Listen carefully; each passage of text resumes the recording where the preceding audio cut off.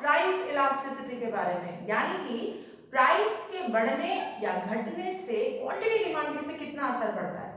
तो I am sure तुम्हें ये बात तो समझ आई गई होगी कि ऐसा कैसे होता है कि जब कोई कमोडिटी का प्राइस थोड़ा सा भी बढ़ जाता है तो हम लोग सारे उसको छोड़ के दूसरी चीज पे चले जाते हैं। और ये भी समझ में आ गया होगा कि यार कुछ कमोडिटीज ऐसी हैं कि प्राइस बढ़ रहा है तो भी खरीद रहे हैं, घट रहा है तो भी खरीद रहे हैं, और जितना यूज करते थे उतना ही खरीद रहे हैं। इस कॉन्सेप्ट को, इस फिनोमिना को जो हम आए दिन अपनी लाइफ में देखते हैं, उसको बोलते हैं price elasticity of demand in economics. Welcome everyone, आप लोग देख रहे हैं इको वर्ल्ड डिजिटल क्लासेस। ये चल रही है micro economics series for standard 11 और मेरा चैप्टर चल रहा है chapter number 6 where I'm trying to make you understand what is price elasticity of demand। ठीक है, चलो चैप्टर को आगे बढ़ाते हुए हमने पिछले वीडियोस में टाइप्स करी, हमने समझा इलास्टिसिटी क्या है। आज की वीडियो में हम करेंगे फैक्टर्स अफेक्टिंग पीईडी, यानी वो कौन सी चीजें हैं जिससे इलास्टिसिटी इंपैक्ट होती है, यानी ऐसी कौन सी हमारे आसपास फिनोमिनाज हैं जिसकी वजह से प्राइस के बढ़ने और घटने की वजह से हम अपनी क्वांटिटी डिमांडेड चेंज करते हैं। क्या होता है, क्या कारण है इसके, ये हम आज करेंगे। ओके, चलो शुरू करते हैं। तो first thumb rule, number of substitutes available. Substitutes क्या होते हैं? ऐसी चीजें जो आप अपनी जो कमोडिटी खरीद रहे हैं उसको उनसे रिप्लेस कर सकते हैं। मतलब मान लो तुम चाय के एडिक्ट नहीं हो तो चाय और कॉफी फिर एक ही बात है। गर्म सी एक चीज चाहिए होती है शाम को कैफीन वाली, तो चाय कॉफी एक ही बात है। तो चाय और कॉफी एक दूसरे के सब्स्टिट्यूट्स हैं, यानी एक दूसरे की जगह ले सकते हैं।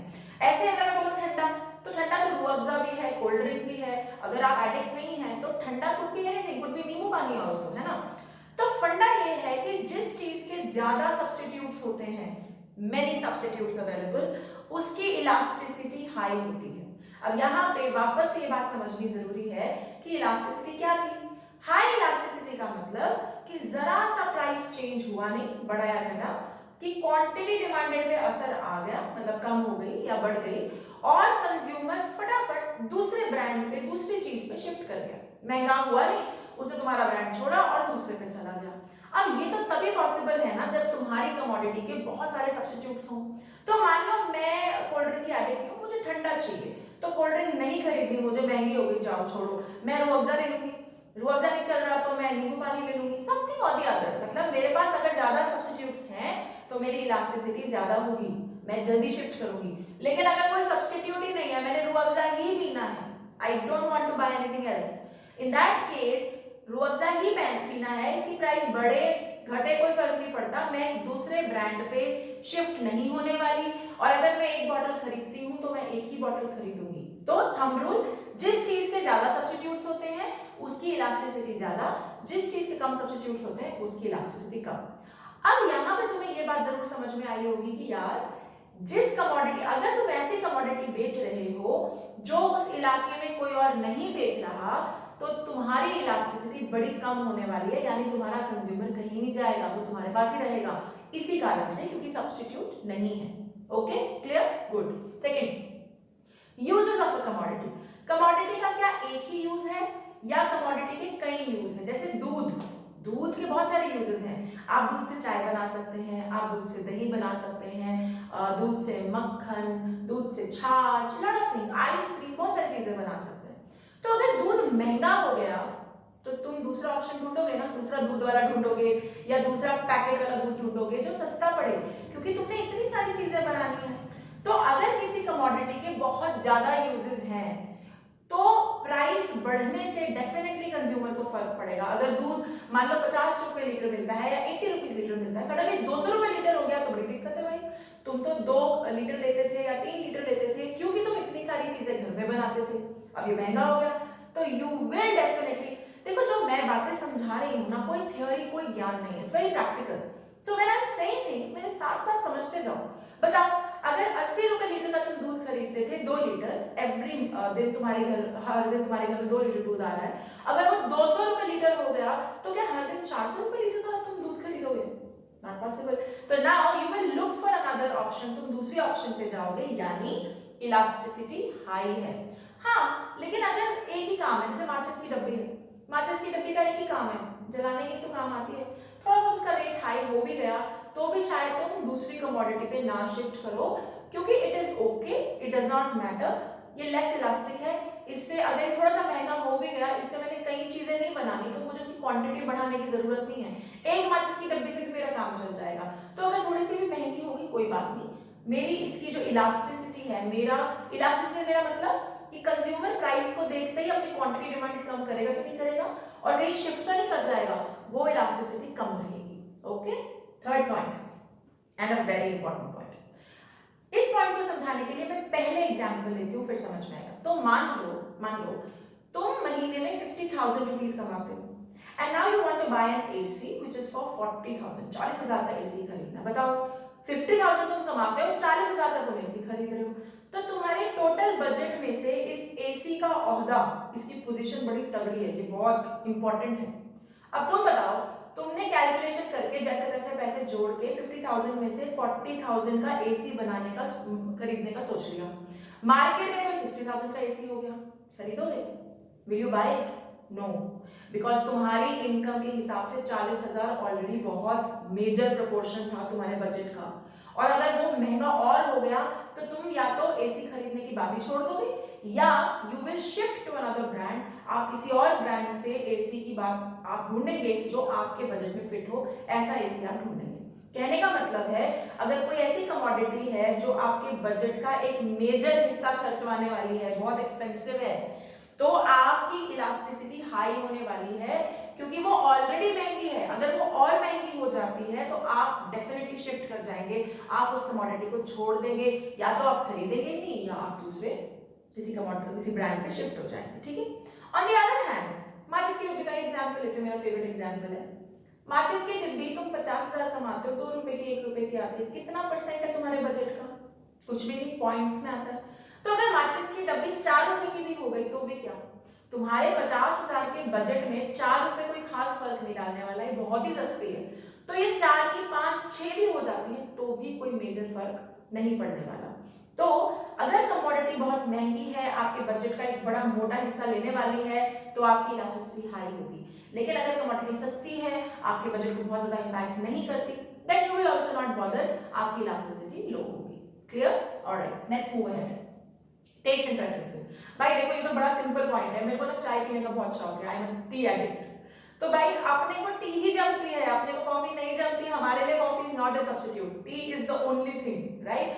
सो if you are an addict, your elasticity is going to be less. अब चाय महंगी हो सस्ती हो, मैं खरीदूंगी, अगर मेरे घर 500 ग्राम का पैकेट आता है तो मतलब आता है, I am not going to change it. Price बढ़ भी जाएगी थोड़ी बहुत तो मैं फिर भी खरीदूंगी। हाँ, लेकिन अगर तुम्हारे जैसे लोग हों जो चाय और कॉफी में फर्क नहीं करते होंगे, तुम में से कहीं जो चाय और कॉफी में फर्क नहीं करते, फिर तो बात ठीक है, चाय महंगी हुई कॉफी खरीद ली, कॉफी महंगी हुई चाय खरीद ली, तो इलास्टिसिटी आपकी हाई होगी, यानी चाय महंगी हुई तो कॉफी पे शिफ्ट कर गए, कॉफी महंगी हुई तो चाय पे शिफ्ट कर गए, हाई इलास्टिसिटी।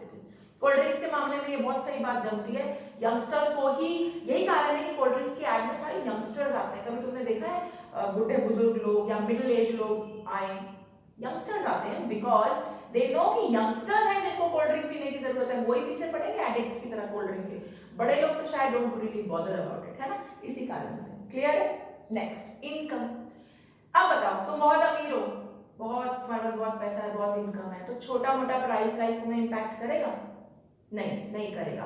तो तुम्हारी elasticity less, higher income less elasticity. मैं फिर से बोल रही हूँ, इकोनॉमिक्स में इनकम को Y से डिनोट करते हैं, तो high income less elasticity. Does not matter, आपके पास बहुत पैसा है, थोड़ा बहुत प्राइस राइज हो भी गया तो भी क्या। लेकिन अगर आपके पास कम पैसे हैं तो आप हर पैसा देख देख के फूक फूक के बदलेंगे, और आप सोचेंगे कि यार अगर इसका प्राइस बढ़ गया तो मैं सस्ता वाला वर्जन ढूंढूं, मुझे नहीं खरीदना, मैं 2 पैकेट खरीदता था, मैं एक ही खरीदूंगा, या मैं दूसरे ब्रांड पे शिफ्ट करूंगा जो मुझे सस्ते दामों में ये चीज दिला दे। तो ज्यादा पैसे हैं तो इलास्टिसिटी कम है, कम पैसे हैं कम इनकम है तो इलास्टिसिटी हाई है। ओके, एंड अगला टाइम। तो तुम एक शॉप पे जाते हो, तुम्हें लेट्स से एक फोन खरीदना है, और शॉप वाला तुम्हें कुछ पसंद आया ऑप्शन, शॉप वाला तुम्हें कहता है आपके पास ये टाइम है, आप 3 महीने में सोच के मुझे बताना आपने खरीदना या नहीं खरीदना। क्या लगता है तुमको, 3 महीने में तुम्हारी इलास्टिसिटी यानी तुम्हारी tendency as a consumer to move to another product high होगी, लो होगी? ठीक पीक पहचाने, हाई होगी, बहुत हाई होगी। 3 महीने में तो तुम पूरी मार्केट के सारे सब्स्टिट्यूट चेक कर डालोगे, सारे फीचर सब कुछ देख डालोगे। तो जब ज्यादा टाइम देते हैं आपको तो इलास्टिसिटी हाई होती है, यानी as a consumer you can easily move, easily shift to other brands, है ना। लेकिन ऑन द अदर हैंड कई बार सुना होगा दुकानदार बोलते हैं जी अभी दे रहा हूँ जी 5 मिनट में आपको 5 मिनट देता हूँ, अभी डील क्लोज करो, कर दोगे तो मैं आपको डिस्काउंट दूंगा, वरना देखो हमारे पास कुछ भी नहीं है, फिर देखो आप देख लेना। बोलते हैं ना ऐसे, क्यों?